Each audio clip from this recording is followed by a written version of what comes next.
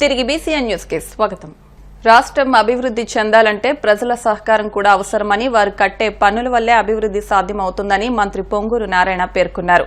నెల్లూరు నగరంలోని 6వ డివిజన్ పరిధిలో ఆయన పింఛన్ల పంపిణీ కార్యక్రమంలో పాల్గొన్నారు. ఈ సందర్భంగా ఆయన మాట్లాడుతూ నెల్లూరు నగరంలో గత వైసీపీ ప్రభుత్వంలో టౌన్ ప్లానింగ్ కు ఇష్టానుసారం అనుమతులు ఇచ్చారని ధ్వజమెత్తారు. అయితే ఇప్పుడు మాత్రం రూల్స్ పాటించాల్సిందేనని, ప్రభుత్వానికి కట్టాల్సిన డబ్బు కట్టాల్సిందేనని వెల్లడించారు.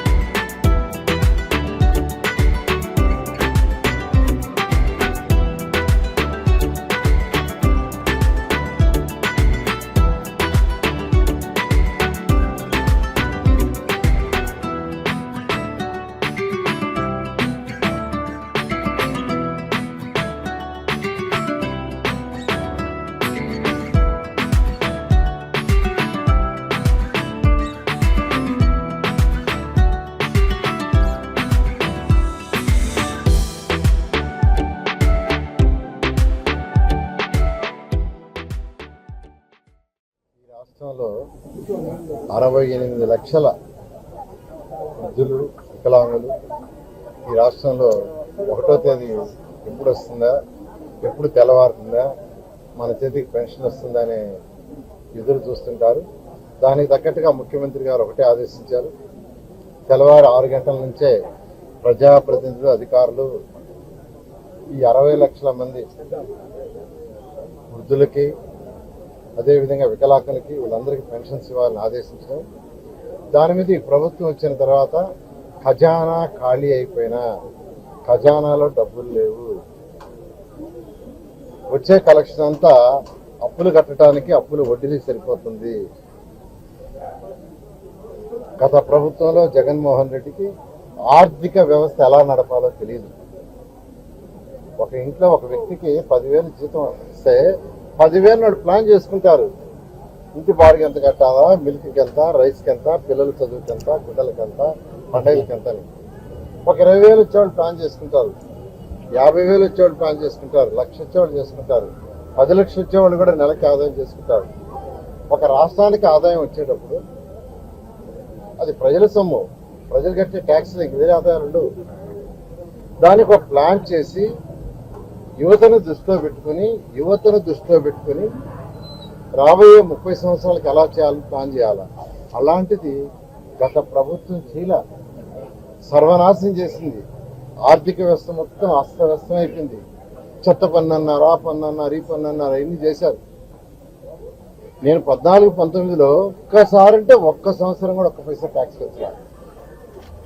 కానీ ట్యాక్స్ ఎగ్గొట్టే వాళ్ళ దగ్గర ట్యాక్స్ కలెక్ట్ చేయించారు. 1 పైసా పెంచాలా. గత ప్రభుత్వం ఎన్నోసార్లు పెంచిన ఆర్థిక వ్యవస్థను అస్తవ్యస్తం చేసి ఖాళీ చేసిపోయింది. అయినా ముఖ్యమంత్రి గారు ఎలక్షన్లో ఒక మాట ఇచ్చారు, వికలాంగులకు 6,000 చేస్తాను, బెడ్ మీద లేకుండా ఉండే ఎవరైతే ఉంటారో పెరాలసిస్ వచ్చి వాళ్ళకి ఒక అటెండర్ కావాలా, వాళ్ళకి అటెండర్ కలిసి 15,000 ఇస్తానని ఎలక్షన్స్ ముందు ప్రామిస్ చేయటం. దానికి తగ్గట్టుగానే ప్రభుత్వం రాగానే అందు కూడా మొదటి నెలలో అంటే 3 నెలల అరియర్స్ కూడా ఇస్తానన్నారు. మొదటి 3 నెలల అరియర్స్తో కూడా ఇచ్చారు. అసలు ఈ ప్రభుత్వం ఇవ్వదు.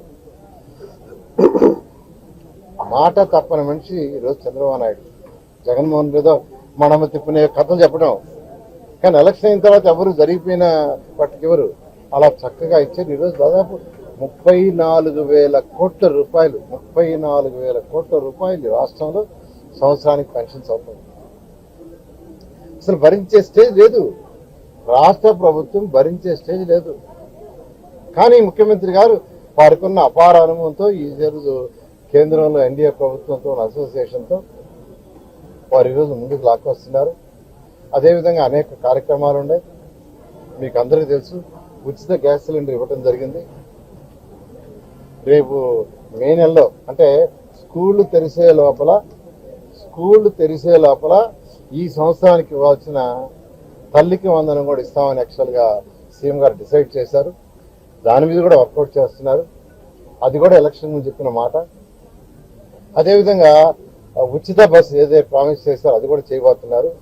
రైతు సోదరులకు ఏదైతే 20,000 రూపాయలు ఇస్తామన్నారో దానికి వర్కౌట్ చేస్తున్నారు. అది కూడా వీలైనంత తొందరలో ఇవ్వడానికి చేస్తున్నారు.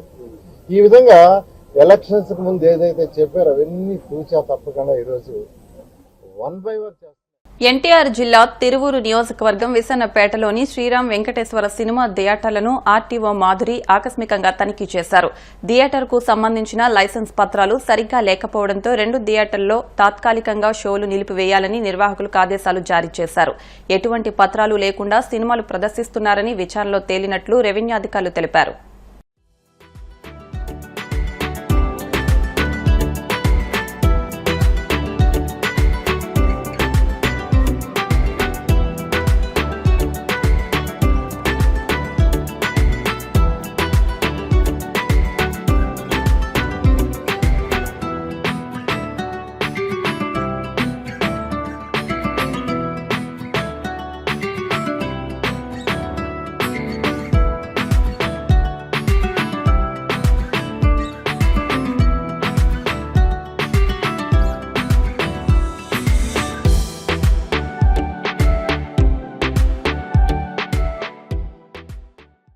గుంటూరు జిల్లా తాడేపల్లిలోని అర్ధరాత్రి ఓ మద్యం దుకాణంలో చోరీ జరిగింది. కాజా జాతీయ రహదారిలో సర్వీస్ రోడ్డు పక్కనే ఉన్న బుడ్డీ వైన్స్ లో పైకప్పు కట్ చేసి దొంగ లోపలికి చొరబడ్డాడు. డెస్క్ లో ఉన్న సుమారు 2.50 లక్షలు అపహరించుకుపోయాడు. పొద్దున్నే యజమాని సిబ్బంది దుకాణం తెరిచి చూడగా డెస్క్ పగలకొట్టి ఉండడం గమనించారు.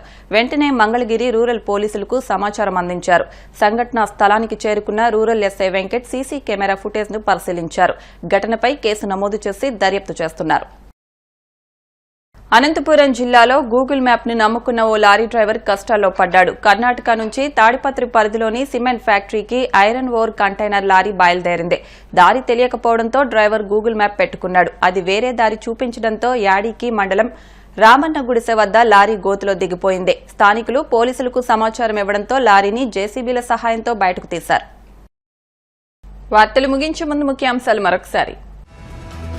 సామాన్య మధ్యతరగతి ప్రజలకు మేలు చేసే బడ్జెట్ ఇది. కేంద్ర ఉక్కు భారీ పరిశ్రమల శాఖ సహాయ మంత్రి భూపతిరాజు శ్రీనివాస్ వర్మ వెల్లడి.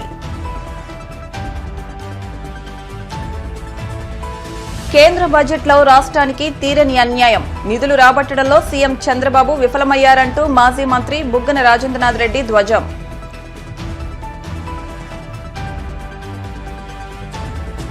వాడపల్లి వెంకన్న ఆలయంలో ప్రత్యేక పూజలు. మంగళ వాయిద్యాల నడుమ శ్రీ స్వామి అమ్మవార్లకు మేల్కొలుపు సేవ, ఐశ్వర్యలక్ష్మి హోమం. తిరుమల శ్రీవారి ఆలయంపై మరోసారి చక్కర్లు కొట్టిన విమానం. ఆగ్రహం వ్యక్తం చేస్తున్న భక్తులు. ఈ వార్తలు ఇంతటితో సమాప్తం. మరిన్ని వార్తల కోసం BCN digital YouTube channel, Facebook page ను ఫాలో అవ్వండి. అప్డేట్ వార్తల కోసం ప్లీజ్ సబ్స్క్రైబ్.